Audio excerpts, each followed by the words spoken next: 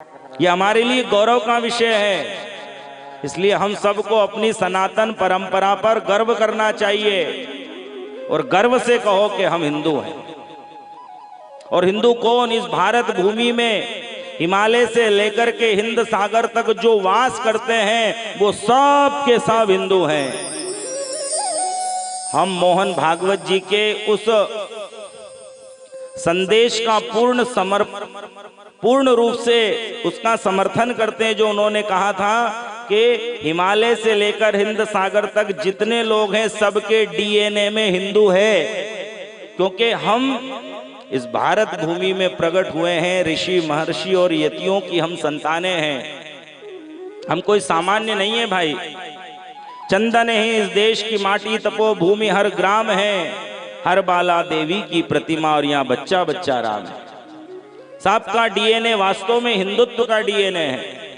और जो भारत में रह करके भारत माता को स्वीकार नहीं करता वो गद्दार है और गद्दार को देश से बाहर कर दिया जाना चाहिए। आज हमारा देश अपने अस्तित्व के लिए लड़ रहा है। भीतरी घात हमारे भारत में अब पनपने लगा है। अब हिंदू अपने अस्तित्व को खोज रहा है। इसलिए सबसे निवेदन करता हूं कि पहले तो अपनी बेटियों को समझाओ। हमारे धर्म का परित्याग करके अन्य धर्म में विवाह करना महापाप होता है, कभी सुख नहीं मिलेगा। इसलिए हमारी संस्कृति को छोड़कर अन्य संस्कृतियों की शरण में हमारी बेटियां न जाए। लव जिहाद जैसे कलंक हमारे भारत पर अब ना लगे। हमारी बहन बेटियों पर यदि कोई कुदृष्टि डाले तो जैसा निर्णय कृष्ण ने किया था, मणिविहीन अश्वत्थामा को किया, वो निर्णय भारत राष्ट्र में अब न्यायाधीशों को करना चाहिए। लव जिहाद जैसे अपराधों का इतना खतरनाक दंड दिया जाना चाहिए कि दोबारा कोई ऐसी घटना समाज को कलंकित ना करे।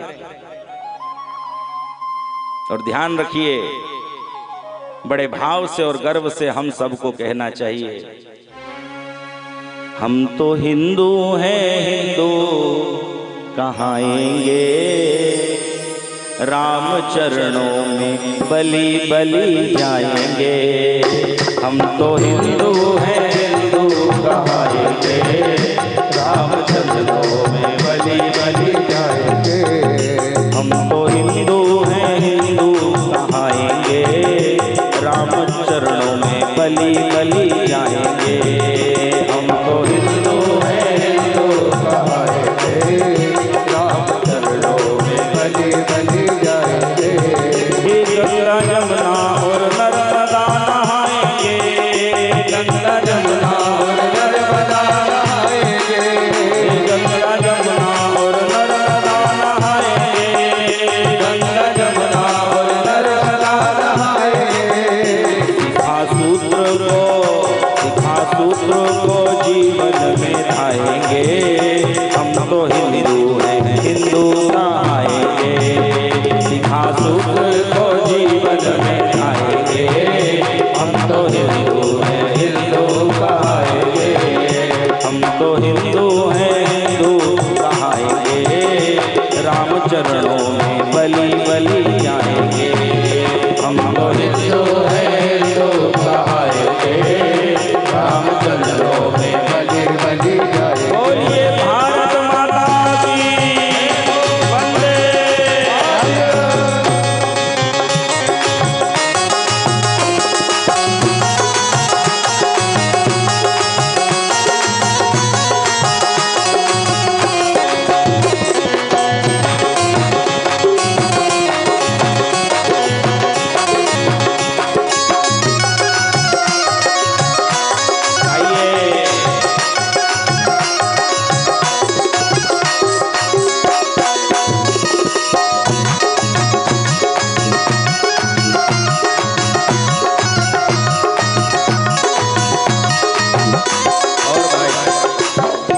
हिंदू संस्कृति क्या है, हिंदू व्यवस्था क्या है, ध्यान दीजिए। सारे युवाओं को निर्देश और संदेश, निवेदन भी और आज्ञा भी है। भूल करके किसी को ना छेड़ेंगे हम, भूल करके किसी को ना छेड़ेंगे हम। ये सारे हिंदू भाइयों को निवेदन है, किसी बहन बेटी को हमें नहीं छेड़ना है, क्योंकि चंदन है इस देश की माटी, तपोभूमि हर ग्राम है, हर बाला देवी की प्रतिमा, बच्चा बच्चा। भूल करके किसी को ना छेड़ेंगे हम, भूल करके किसी को ना छेड़ेंगे हम, भूल करके किसी को ना छेड़ेंगे हम, भूल करके किसी को ना छेड़ेंगे हम। छेड़ने पे किसी को ना छोड़ेंगे हम, छेड़ने पर किसी को ना छोड़ेंगे हम, छेड़ने पर किसी को ना छोड़ेंगे हम, छेड़ने पर किसी को ना छोड़ेंगे हम। भारत माता का, भारत माता का मान बढ़ाएंगे, हम तो हिंदू हैं, हिंदू कहलाएंगे। भारत माता का मान बढ़ाएंगे, हम तो हिंदू हैं, हिंदू कहलाएंगे, हम तो हिंदू हैं, हिंदू कहाएंगे। राम चरणों में बलि बलि जाएंगे, हम तो हिंदू हैं, हिंदू कहाएंगे। राम चरणों में बलि बलि जाएंगे, राम चरणों में बलि बलि जाएंगे, राम चरणों में बलि बलि जाएंगे, राम चरणों में बलि बलि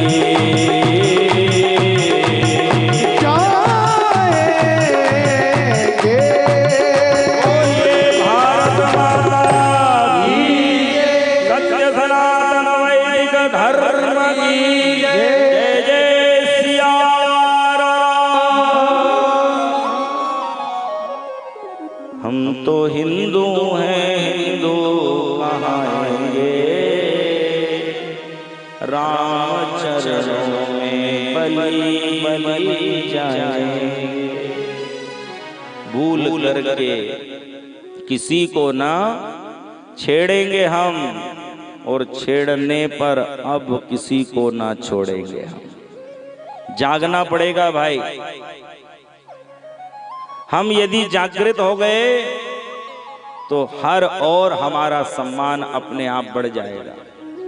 हम सोए हुए हैं, क्योंकि हमारी परंपरा में हनुमान को भी जगाना पड़ा है।